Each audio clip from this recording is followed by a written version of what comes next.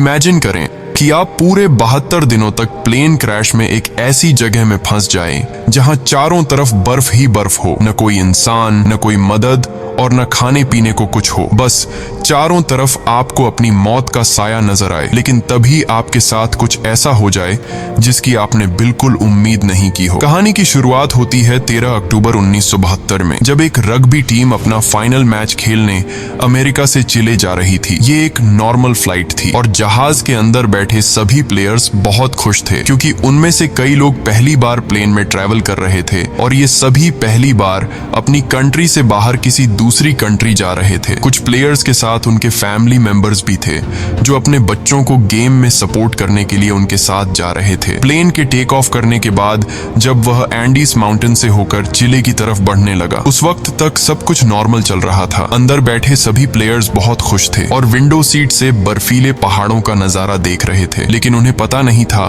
कि कुछ मिनट बाद उनके साथ कुछ ऐसा होने वाला है जिसके बारे में सोचने से भी डर लगता है। कुछ देर बाद अचानक मौसम खराब हो जाता है। एक बहुत ही तेज बर्फ का तूफान आ जाता है जिससे जहाज तेजी से झटके खाने लगता है। झटके लगने की वजह से सभी पैसेंजर्स घबरा जाते हैं, लेकिन अंदर बैठा एक पैसेंजर बताता है कि जब कोई प्लेन पहाड़ों के ऊपर से गुजरता है तो प्लेन में टर्ब्यूलेंस होता है, यानी ये कोई खतरे की बात नहीं है, जल्द ही सब कुछ नॉर्मल हो जाएगा। लेकिन जैसे जैसे ये प्लेन आगे बढ़ रहा था, इसका टर्ब्यूलेंस भी बढ़ता जा रहा था। जहाज अब और तेजी से झटके खाने लगा। प्लेन के अंदर मौजूद सारा सामान इधर उधर गिरने लगा। ये देखकर लोगों के बीच हलचल मच गई। पायलट्स जहाज को संभालने की कोशिश कर रहे थे, मगर अब जहाज कंट्रोल से बाहर हो गया था। इससे पहले कि पायलट्स कुछ कर पाते, सामने एक पहाड़ आता है और ये जहाज सामने के पहाड़ से जा टकराता है और दो हिस्सों में अलग हो जाता है। एक प्लेयर तो जहाज के टकराते ही प्लेन के पिछले पार्ट के साथ ही उड़ जाता है और हवा में गायब हो जाता है, जबकि प्लेन का आगे का हिस्सा तेजी से रगड़ते हुए बर्फ की एक बड़ी सी चट्टान से जा टकराता है। ये टकराव इतना तेज था कि प्लेन की सभी सीट्स एक दूसरे के साथ चिपक जाती हैं, जिसमें कई लोग कुचल कर मारे गए। अब जो लोग इस एक्सीडेंट से बच गए थे, उन्होंने खुद को संभाला और कैबिन में मौजूद बाकी लोगों की मदद करने लगे। कुछ प्लेयर्स जल्दी से पायलट्स के पास पहुंचे और उन्हें बाहर निकालने की कोशिश की, लेकिन इस दौरान ये दोनों पायलट्स भी मारे गए थे। ये एक बहुत ही दर्दनाक माहौल था। हर तरफ खून ही खून फैला हुआ था। चारों तरफ लाशें बिखरी हुई थीं। इस प्लेन में टोटल 45 लोग ट्रैवल कर रहे थे, मगर इस क्रैश के बाद 18 लोगों की जान चली गई और सिर्फ 27 लोग जिंदा बचे। अब चूंकि इस जहाज ने शाम को टेक ऑफ किया था, इसलिए थोड़ी देर में ही रात हो गई। बाहर का टेम्परेचर तेजी से गिरने लगा। ठंड इतनी ज्यादा हो चुकी थी कि वो लोग बर्दाश्त नहीं कर पा रहे थे। अब ठंड से बचने के लिए ये लोग वहां पर मौजूद सामान और डेड बॉडीज का इस्तेमाल करके प्लेन के सभी होल्स को बंद कर देते हैं ताकि बाहर की ठंडी हवा अंदर ना आ सके, और ये सभी लोग ठंड से बचने के लिए एक दूसरे के साथ चिपक कर बैठ गए। इन सभी की हालत काफी खराब थी। ये अभी भी काफी गहरे सदमे में थे, क्योंकि उन्हें समझ आ चुका था कि ये लोग अब नहीं बच पाएंगे। खैर, जैसे तैसे करके इन लोगों ने रात गुजारी। जब सुबह धूप निकली तो उन्होंने देखा कि 4-5 और लोग ठंड की वजह से मर गए हैं। लेकिन अच्छी बात ये थी कि अब तूफान रुक चुका था। बाहर का मौसम नॉर्मल हो चुका था। जब ये लोग प्लेन से बाहर आए तो उन्हें दूर दूर तक चारों तरफ सफेद बर्फ के अलावा और कुछ भी नहीं दिखाई दिया। अब इन लोगों को जल्द से जल्द इस जगह से निकलना होगा, क्योंकि ये लोग यहाँ ज्यादा दिन तक जिंदा नहीं रह पाएंगे। इनके आसपास न तो कोई घर था, न ही कोई जानवर और न ही कोई पेड़ पौधे जिनसे ये लोग सरवाइव कर सकें। अब सबसे पहले इन लोगों ने प्लेन की सीट्स को बाहर निकाला ताकि प्लेन के अंदर सभी के सोने की जगह बन सके। उसके बाद उन्होंने घायल लोगों को धूप में लिटाया ताकि उनकी बॉडी गर्म हो सके, और ये लोग पानी पीने के लिए बर्फ को पिघलाकर एक एक बूंद करके पानी जमा करने लगे। उसके बाद उन्होंने सभी लोगों का सामान इकट्ठा किया। कोई काम की चीज मिलने पर उसे एक अलग सूटकेस में रखते गए। अब जो लोग इस एक्सीडेंट में मारे गए थे, उनकी बॉडीज को कुछ लोग प्लेन से दूर लाते हैं और उन्हें बर्फ से ढक देते हैं ताकि उन्हें सड़ने से बचाया जा सके। और जब यहाँ मदद पहुंचे तो ये लोग उन डेड बॉडीज को अपने साथ ले जा सके। जब चीजें थोड़ी सुलझ गईं, तो इन लोगों ने सुकून की सांस ली। इन सभी को बहुत ज्यादा भूख लगी हुई थी। अब बचे हुए खाने में से एक एक टुकड़ा सब में बांटा गया। वैसे तो खाने का ये एक टुकड़ा बहुत ही कम था, पर जिंदा रहने के लिए इतना काफी था।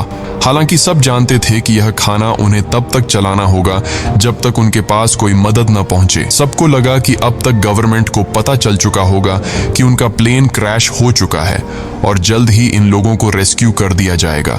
इसीलिए वे सब एक साथ बैठकर मदद का इंतजार करने लगे। असल में जिस जगह उनका प्लेन क्रैश हुआ था वह दरअसल एक वैली थी जिसके चारों तरफ ऊंचे पहाड़ थे, जिस वजह से यहाँ से निकलना इतना आसान नहीं था। अभी ये बातें चल ही रही होती हैं कि तभी ऊपर से प्लेन गुजरता है। प्लेन को देखकर ये सभी जोर जोर से चिल्लाकर अपनी मौजूदगी जाहिर करते हैं, लेकिन इसका कोई फायदा नहीं होता क्योंकि वो प्लेन काफी ऊंचाई पर था जिससे वो नीचे मौजूद फंसे हुए लोगों को देख नहीं पाता और प्लेन उनकी नजरों के सामने से होते हुए गायब हो जाता है। कुछ घंटे बाद रात हो गई। ये सभी एक्स्ट्रा कपड़े पहनकर प्लेन के अंदर छिप गए और अंदर मौजूद लगेज का इस्तेमाल करके प्लेन के सभी होल्स को बंद कर देते हैं। इस तरह से ये रात भी गुजर गई और अगली सुबह नांदो नाम के एक आदमी को होश आया जो प्लेन क्रैश के बाद से ही बेहोश पड़ा था। नांदो की हालत इतनी खराब थी कि वो अपने पैरों पर खड़ा नहीं हो पा रहा था, लेकिन इसके बावजूद वो अपनी बहन के पास गया और उसे गले से लगा लिया। जब नांदो ने अपने पेरेंट्स के बारे में पूछा तो उसे बताया गया कि उसके मॉम डैड मर चुके हैं। ये सुनकर उसे काफी दुख हुआ। उधर बाकी लोगों ने दोबारा से बर्फ पिघलाई और थोड़ा पानी इकट्ठा किया और उसे पीकर गुजारा करने लगे। उन्होंने जमीन पर एक्स का साइन भी बनाया ताकि ऊपर से गुजरने वाले जहाज को नजर आ सके। कुछ देर बाद एक और प्लेन उनके ऊपर से गुजरा जिसे देखकर ये लोग बहुत खुश हो जाते हैं और इन लोगों ने शीशे चमकाकर उसका ध्यान खुद की तरफ खींचने की कोशिश की, लेकिन ये प्लेन भी उन्हें इग्नोर करके चला गया।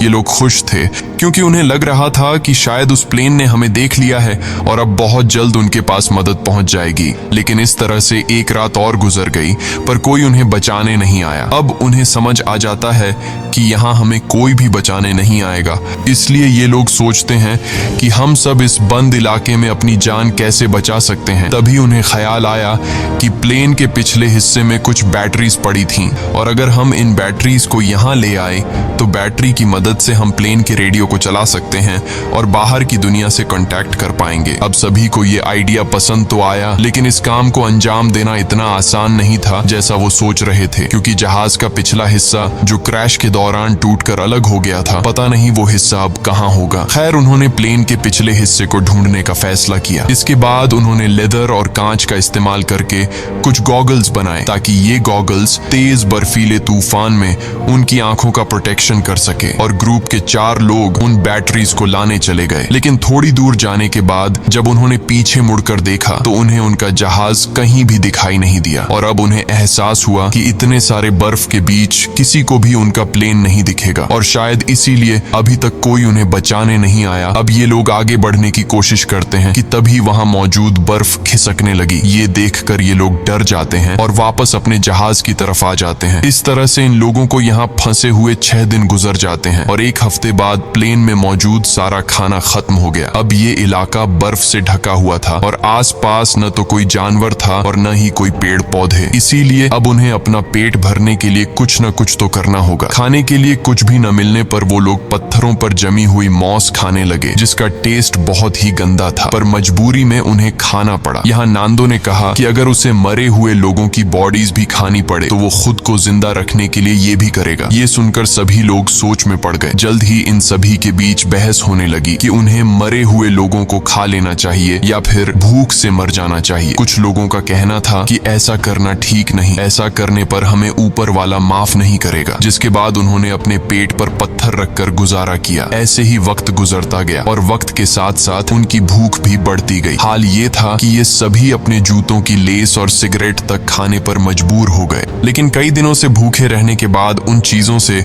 उनकी भूख कहाँ मिटने वाली थी। ऐसे ही कुछ दिन और गुजर गए और भूख के चलते नंदो की बीमार बहन मर गई। नांदो ने अपने माता पिता के साथ साथ अपनी बहन को भी खो दिया। इस तरह से वक्त गुजरता गया और इन लोगों ने जैसे तैसे करके खुद को 9 दिनों तक जिंदा रखा, लेकिन अब तक उनकी भूख इतनी बढ़ चुकी थी कि उनके दिमाग ने भी काम करना बंद कर दिया था और अब उनकी मौत उनसे सिर्फ 1 कदम दूर थी। अब उनके पास कोई और दूसरा चारा नहीं था, इसीलिए उन्होंने उन डेड बॉडीज को खाने का फैसला किया। सबसे पहले 4 लोग प्लेन से बाहर गए और लाशों को काटकर खाने लगे। उन्हें खाते देख कुछ और लोगों ने भी अपना मन बदल दिया और वे भी उनके पास गए अपना पेट भरने के लिए, लेकिन 5 लोग ऐसे थे जिन्हें अपनी मौत तक मंजूर थी, पर किसी दूसरे इंसान को खाना ठीक नहीं समझा। अगले दिन से ये लोग लाशों को दूर ले जाकर काटने लगे ताकि इन 5 लोगों को कोई तकलीफ न हो। यहाँ पर नुमा नाम के एक लड़के को बर्फ में दबा एक सूटकेस मिला। सूटकेस को खोलने पर उन्हें अंदर एक रेडियो मिला। रेडियो को ऑन करने के बाद उन्हें पता चलता है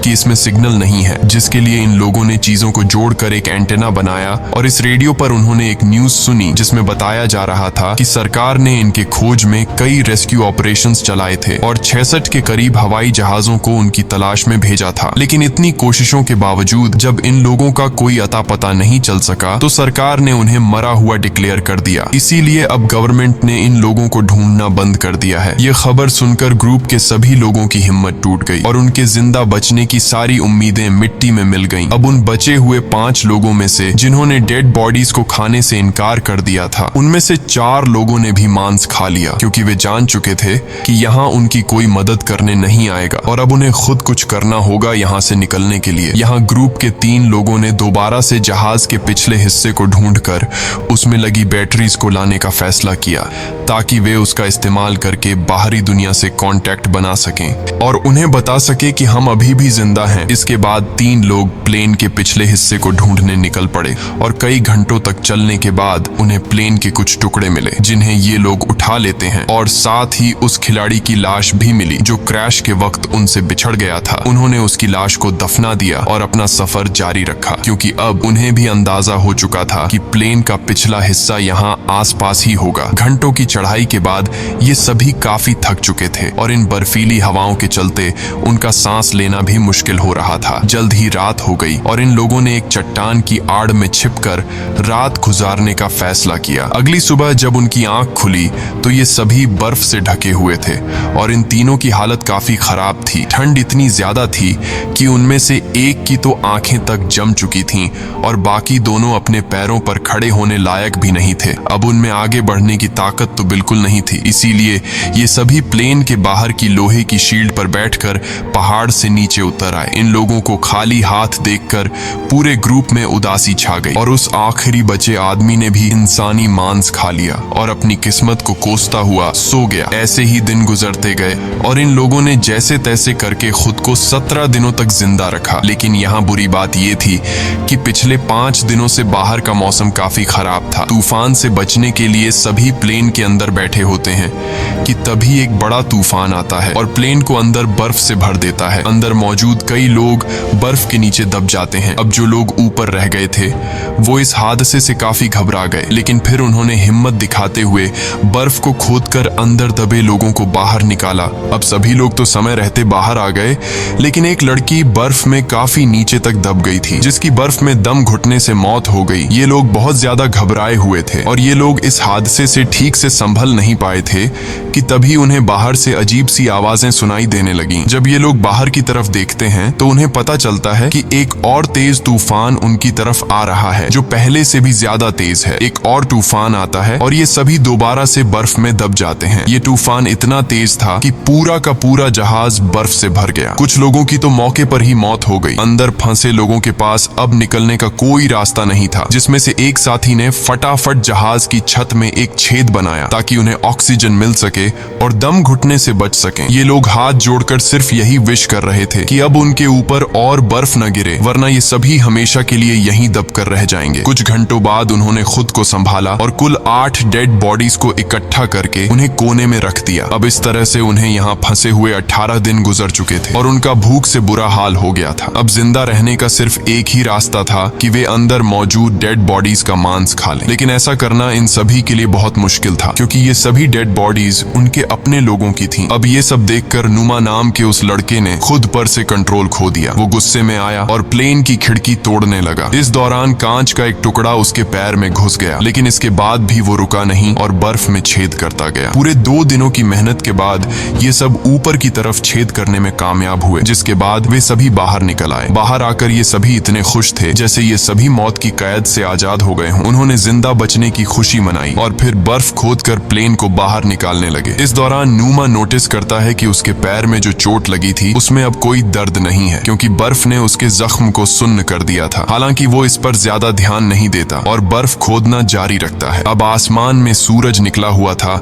इसलिए उन्हें बर्फ खोदने में ज्यादा परेशानी नहीं हुई और कुछ घंटों में ही जहाज बाहर आ गया। अब धूप काफी अच्छी थी, इसलिए वे सभी प्लेन के पिछले हिस्से को ढूंढने की सोचने लगे, लेकिन उन्हें कोई आइडिया नहीं था कि वे इन बर्फीली रातों का सामना कैसे करेंगे। इसलिए उन्होंने थोड़ा और इंतजार करने का फैसला किया, क्योंकि गर्मियों का मौसम आने वाला था और इस दौरान इस चढ़ाई को पार करना थोड़ा आसान होगा। देखते ही देखते 34 दिन गुजर गए और अब मौसम पहले से थोड़ा बेहतर हो गया। अब जो लोग पहली बार प्लेन की तलाश में गए थे, उनकी तबीयत अभी तक खराब थी और वे दोबारा से चढ़ाई करने की हालत में बिल्कुल नहीं थे। कुछ घंटों बाद उन्हें पता चलता है कि उनका एक और साथी भूख के चलते मर गया है। ये देखकर ये लोग बहुत ज्यादा मायूस हो जाते हैं और उसे बर्फ में दफना देते हैं। ऐसे ही 2 दिन और गुजर गए और 36वें दिन उन्होंने फैसला किया कि अगर उन्हें अपनी जान बचानी है तो जहाज के बैक साइड से बैटरीज लाकर बाहरी दुनिया को इन्फॉर्म करना होगा, वरना हम एक एक करके सब मर जाएंगे। जिसके बाद ग्रुप के 4 लोगों ने ऊपर चढ़ाई करने का फैसला किया और उन 4 लोगों के नाम थे